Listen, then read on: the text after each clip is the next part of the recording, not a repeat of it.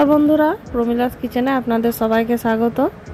আজকের আমার recipe veg chowmein. তো এই চাউমিনটা বানানোর জন্য সবার প্রথমে আমি 3 প্যাকেট চাউমিন নিয়েছি। তো এখানে আমি কড়াইয়ে জল গরম করতে দিয়েছি। এই জলটা গরম হওয়ার আগে এখানে আমি 1 চামচ রিফাইন তেল আর পরিমাণ মতো নুন দিয়ে দেবো। তেলটা দেওয়ার কারণ হলো চাউমিনগুলো যাতে ঝরঝরে হয়, একটার সাথে একটা না লেগে যায়। তো এখানে আমি চাউমিনগুলো সব দিয়ে দিলাম। দেওয়ার পরে একটু ফুটলেই আমি এটাকে নামিয়ে একটা জল ছাড়া বাটিতে রেখে দেব।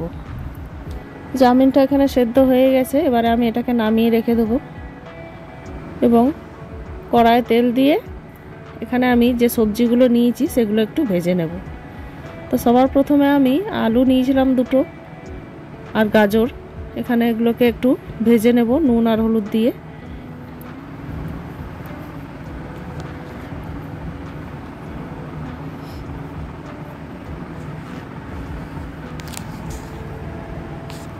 এখানে আমি অল্প একটু নুন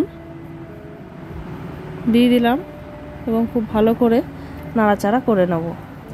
আর একটু ভাজা ভাজা হয়ে গেলেই এখানে আরও যে সবজিগুলো নিয়েছিলাম ফুলকপি আর বরবটি, এটাকেও একটু ভালো করে ভেজে নেব।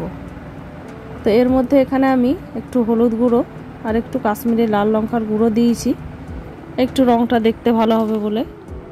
তো আবারও এটাকে খুব ভালো করে নাড়াচাড়া করে ভেজে নিয়েছি।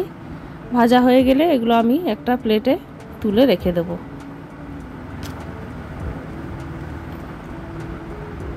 এখানে আমার সবজিগুলো প্রায় ভাজা হয়ে গেছে, এবারে আমি তুলে নিচ্ছি এবং বাড়তি যে তেলটা থাকবে ওটার মধ্যেই আমি চাউমিনটা রান্না করব।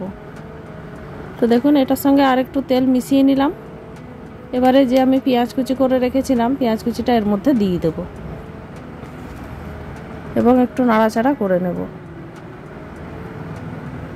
এখানে আমি বিশেষ কিছু মশলা ব্যবহার করছি না, খুব অল্প উপকরণ দিয়েই চাউমিনটা বানাচ্ছি, এতে খেতেও অসাধারণ লাগে।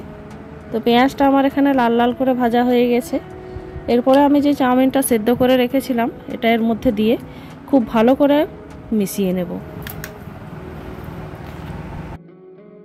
মেশানো হয়ে গেলে এবারে আমি একটু সয়া সস দিয়ে দেবো, ওই 2 চামচ মতন, এবং আবারও খুব ভালো করে নাড়াচাড়া করে নেব। সয়া সসটা খুব ভালো করে চাউমিনের সাথে মিশে গেলে এখানে আমি 2টো ম্যাগি মশলার প্যাকেট নিয়েছিলাম, তো দুটোই এর মধ্যে কেটে দিয়ে দেব। দিয়ে খুব ভালো করে নাড়াচাড়া করব। মশলাটা এর সঙ্গে মেশানো হয়ে গেলে এবারে আমি 1/2 চামচ মতন আজিনামোটো দিয়েছি।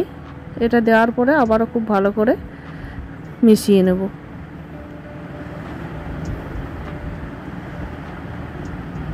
এখানে আমি 1/2 চামচ মতন আজিনামোটো নিয়েছি, এটা এর মধ্যে দিয়ে দিলাম। দিয়ে আবারও সমস্ত উপকরণকে খুব ভালো করে মিশিয়ে নেব। সব কিছু ভালোভাবে মেশানো হয়ে গেলে এখানে আমি যে ভাজা সবজিগুলো রেখেছিলাম ওগুলো এর মধ্যে দিয়ে দেব। দিয়ে আবারও খুব ভালো করে নাড়াচাড়া করে এগুলো একসঙ্গে মিশিয়ে নেব।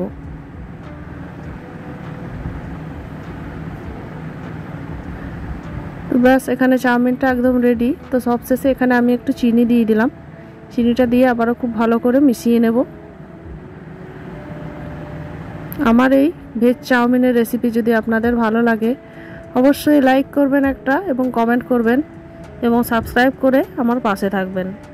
দেখা হবে অন্য কোনো এক রেসিপি নিয়ে। আজ এই পর্যন্তই, ধন্যবাদ।